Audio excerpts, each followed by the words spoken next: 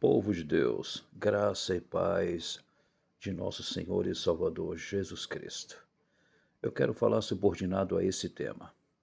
A igreja não foi chamada para o palco, foi chamada para o serviço. Marcos capítulo 10 e o versículo 45, que é o livro de Marcos, está escrito assim: Porque o Filho do Homem não veio para ser servido, mas para servir e dar a sua vida em resgate de muitos. Vivemos uma geração onde muitos transformaram o altar em palco, meus irmãos, o ministério em vitrine e o chamado em ferramenta de reconhecimento humano. Porém, o Evangelho nunca foi sobre promoção pessoal, meus amados. Jesus nunca competiu por espaço, nunca disputou aplausos e nunca buscou prestígio religioso. Enquanto homens gostam de tronos, Cristo chegou ou pegou uma toalha. Enquanto muitos desejam posição, Jesus escolheu o serviço. O reino de Deus não funciona pela lógica da influência humana, meus amados, mas pela cultura da humildade, da obediência e do caráter transformador.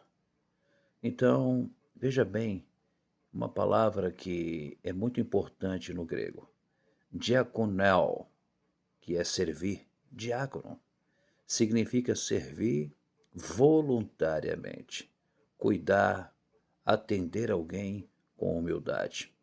Jesus não apenas falou sobre serviço, ele viveu o serviço.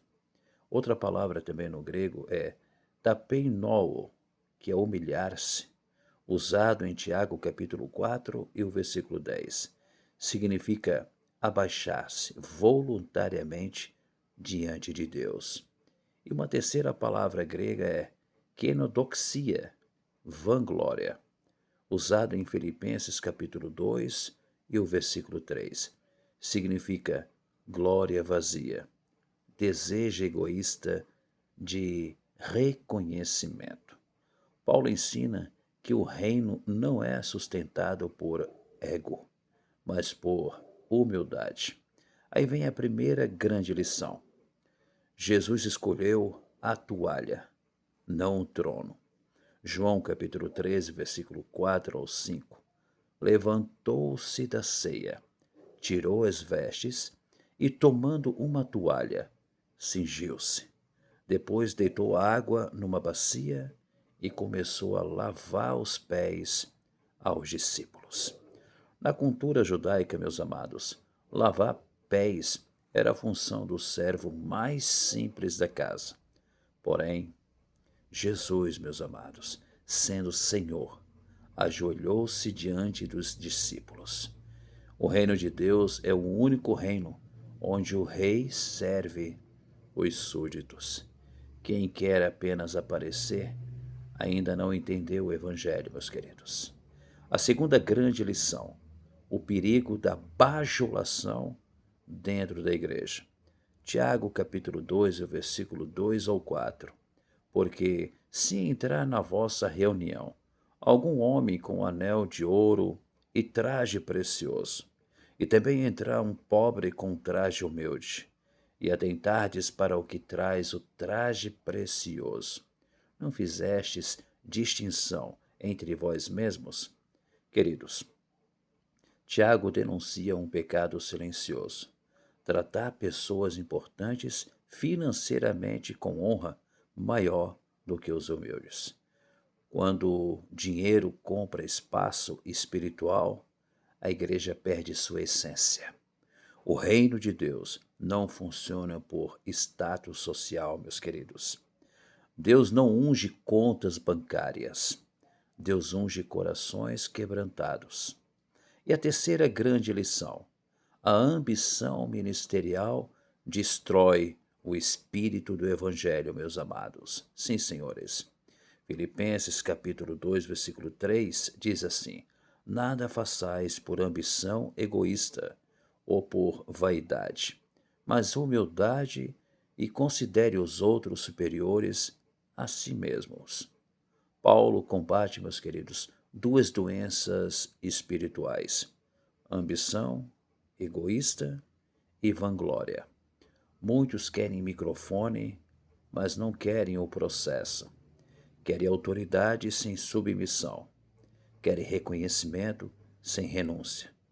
O problema não é ter chamado, meus queridos. O problema é usar o chamado para alimentar o ego.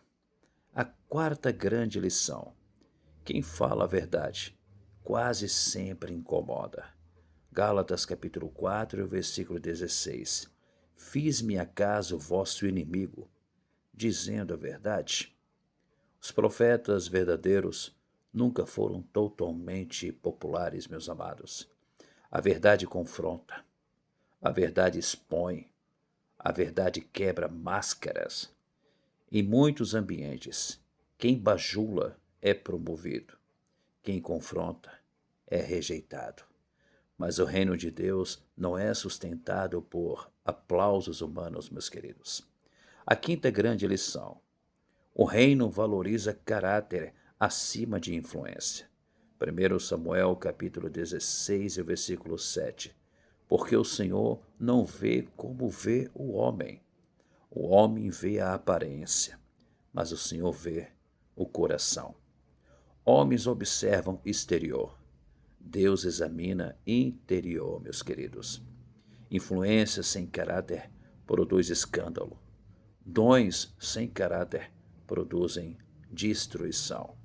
O céu nunca se impressionou com fama religiosa. O que Deus procura são pessoas parecidas com Cristo. Em sexto lugar, a sexta grande lição: os maiores no reino são os que servem. Mateus capítulo 23, versículo 11.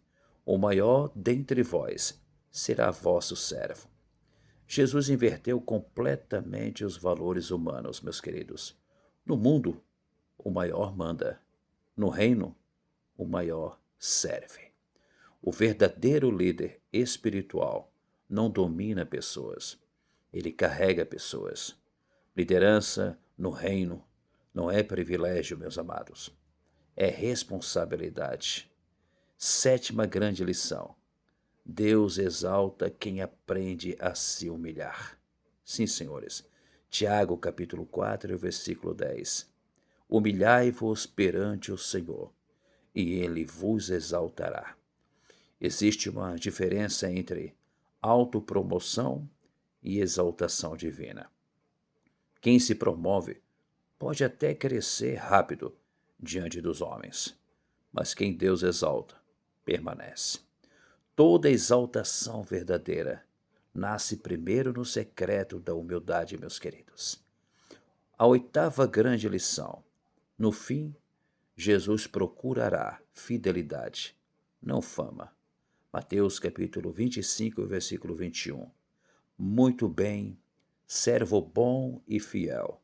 Foste fiel no pouco, sobre o muito te colocarei. Jesus nunca perguntou quem foi mais famoso, quem teve mais seguidores, quem recebeu mais aplausos.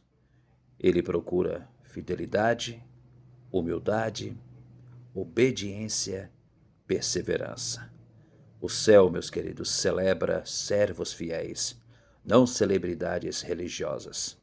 E eu concluo dizendo que a igreja nunca foi chamada para competir por influência, mas para refletir Cristo.